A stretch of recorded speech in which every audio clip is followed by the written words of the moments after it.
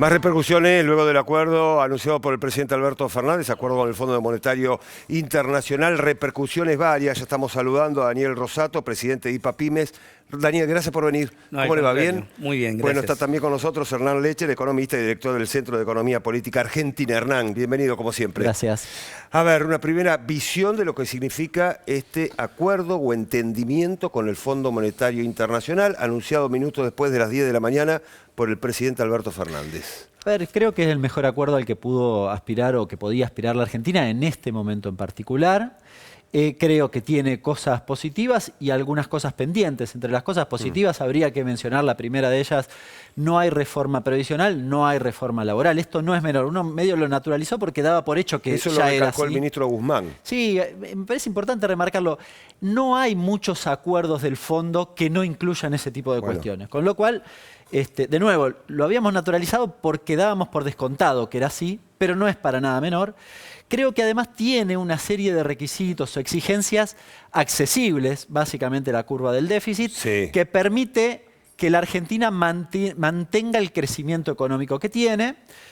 Obviamente libera los vencimientos, esto se cae de Maduro. Claro. No tiene ajustes en, digamos, en jubilaciones y demás, con lo cual te diría que, en términos generales, me parece que es un acuerdo que a la Argentina le permite ordenar un gran problema que tenía, que no podía pagar estas dos cosas. Eso sin duda. Lo que no resuelve es la cuestión de la solvencia, que es una cosa que se había dejado un poco de hablar en el último tiempo. ¿A qué me refiero? La Argentina no puede cumplir con, digamos, con los cumplimientos a 10 años ni siquiera, no tiene los dólares, con lo cual lo vamos a postergar a 10 años, pero eso no resuelve la cuestión. En el medio algo vamos a tener que hacer, o cambiar el financista o demás.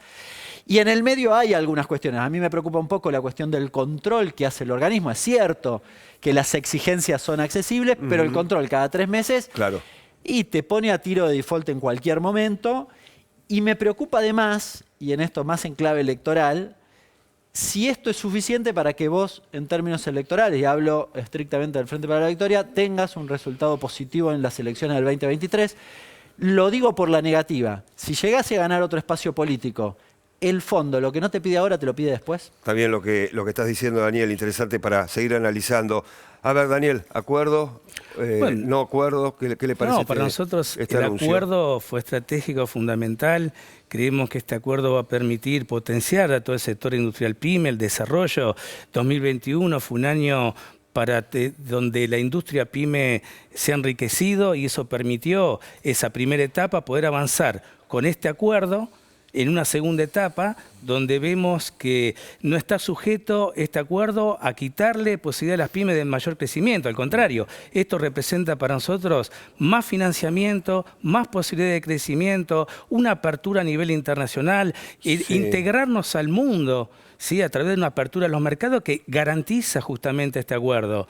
Así que creemos nosotros desde el sector industrial PYME que esto va a permitir no solamente darle previsibilidad a un crecimiento sustentable que nosotros venimos planteando, anunciando para todo el 2022, sino fundamentalmente también la generación de puestos de trabajo.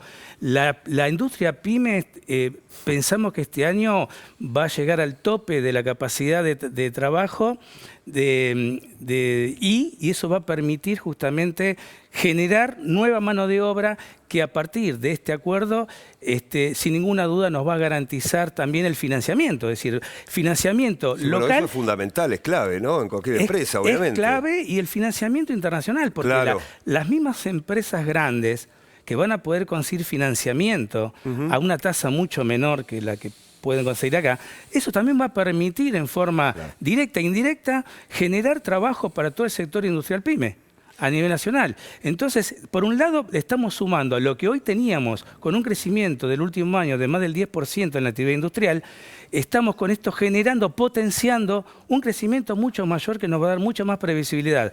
Por eso nosotros decimos de que realmente esto va a servir, más que nada tenemos que pensar en consensuar, no solamente con los sindicatos, sino con los funcionarios, de qué manera lo que hoy necesitan las pymes, cómo hacemos para generar nueva mano de obra que es fundamental. Fundamental en la República Argentina, sin dudas. Hernán, el presidente cuando anunciaba este acuerdo, entre otras cuestiones, dijo que este nuevo entendimiento o acuerdo no impone un déficit cero. ¿Qué significa esto? Bueno, no lo imponen pero digamos en el 22-23, la curva finalmente termina en el 25, en un escenario de déficit cero, pero es una curva de déficit que no te impide el crecimiento, recién lo mencionaba. Bueno, sin crecimiento no se va a poder pagar, ¿verdad?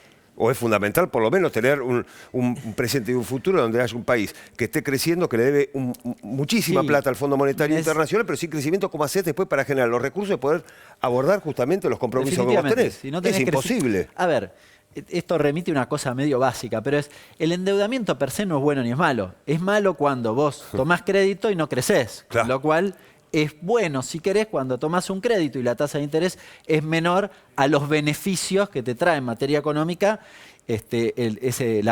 lo que genera ese crédito, que te genera el propio repago. Con lo cual, básicamente estamos sobrevolando sobre esa premisa. Es decir, si nosotros no podemos crecer, lo que menos le garantiza al fondo el repago. Y el fondo tiene que entender, entiendo o interpreto que en este acuerdo, en el marco general, el fondo finalmente lo entiende, es que si a los argentinos no nos va bien, no hay crecimiento y por lo tanto no hay repago. Claro, ahora, claro. Este crecimiento no garantiza el universo de las cosas. Yo no me enamoro de decir, bueno, ahora que acordamos, listo, se resolvieron los problemas. Es decir, hoy baja el dólar blue, sí, perfecto. Sí, sí. Ahora, las tensiones cambiarias las vas a seguir teniendo. Las presiones inflacionarias las vas a seguir teniendo. Es decir, es una economía donde no solo no le sobra nada, sino donde hay muchos, por ejemplo, en las últimas 2 semanas, que en el marco de este escenario de incertidumbre apostaron a una devaluación, porque ganan con la devaluación. Bueno, eso no se va a acabar mañana. Ahora, el acuerdo te da posibilidades de administrar eso y que no lo paguen el conjunto de los argentinos, que no es poco. A ver, Daniel, estábamos hablando de pequeñas y medianas empresas, fundamental, lo que está generando, por supuesto, fuente de trabajo, no solamente en la República Argentina, sino en cualquier país del mundo. ¿Se ve desde un punto de vista económico este acuerdo? ¿Se ve desde un punto de vista político? ¿De qué manera lo están viendo ustedes? Bueno, digamos, ¿es más relevante lo económico que lo político? ¿Las dos cuestiones van en un mismo camino, en una misma senda? Yo creo que ambas. A ver. ¿Cierto? Es decir, por un lado, quiero agregar algo que es importante, que la Argentina, pensando en el crecimiento y desarrollo industrial que vamos a tener este año, también está atado algo muy importante que se destraba, que tiene que ver el financiamiento para el sector energético. Porque la Argentina, cuando hablamos de mayor producción, tenemos que hablar también de mayor inversiones en el sistema energético. Si nosotros no hacemos, si Argentina no puede hacer las inversiones en todo el sector energético, podemos tener problemas para producir. Y, claro. esto justamente, este acuerdo destraba algo muy importante que muy pocos mencionan, que es justamente el financiamiento para poder apostar a todo el sistema energético, a la red energética, que las empresas energéticas puedan invertir en lo que es la distribución, porque la energía está, pero el problema lo tiene en la industria, en la distribución. Así que uno de los puntos clave y estratégicos por los cuales nosotros vemos como realmente muy importante es este. El otro, lógicamente, es decir, el tema de lo económico, la Argentina, poco a poco, esto no va a ser, como dijo Daniel, de un día para otro, esto nos va a llevar un tiempo, pero creemos que el camino correcto es esto se sale a través de la producción y del trabajo, y poco a poco vamos a ir eliminando estas variables económicas que han hecho generar una incidencia a través de la inflación y de la brecha cambiaria que han perjudicado mucho a la Argentina. Esto termina, digamos, termina pegándole en forma positiva a este tema, ¿no? De poder combatir también la inflación y justamente mejorar la brecha cambiaria para que realmente a su vez la industria pueda ser más competitiva. Hernán, vos planteaste esto hace algunos minutos, mirando más que nada el 2023, hiciste referencia a las elecciones presidenciales, digamos, es un acuerdo que también deja un análisis político, obviamente, de eso te referías. Sí, en realidad el escenario, si bien es económico, pero deja un análisis político. Está atravesado naturalmente y ha tenido mucho que ver con las discusiones políticas, como suele ocurrir con los acuerdos con el fondo, ¿no? Digamos, claro. En 2018 el organismo tomó una decisión política que fue prestarle a Macri para financiar la fuga. Yo igual hacía más bien referencia al resultado electoral. A mí me preocupa. Entiendo que este es un acuerdo que despeja el escenario de muchas tensiones que tenías derivadas de lo que podía ser el default de hoy mismo. Sí, sí, claro. Pero no resuelve el universo de cosas, esto es lo que digo.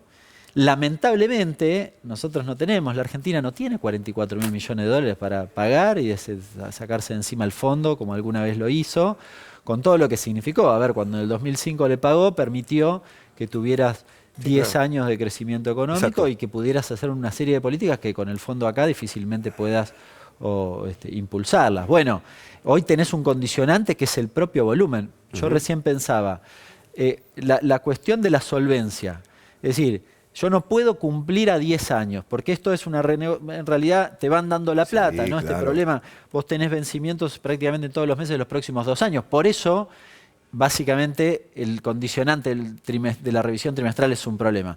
Ahora, te van dando la plata religiosamente en cada momento y eso se va renegociando a un plazo de 10 años.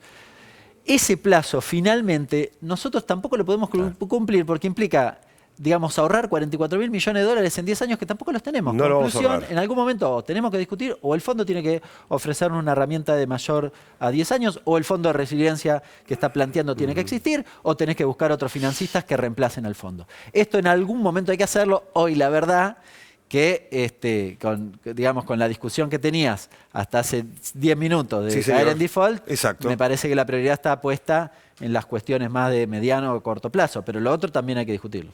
Hernán Lecher, gracias por venir como siempre. Un abrazo enorme y buen fin de semana. Daniel Rosato, gracias por venir. No, gracias. Muy gentil.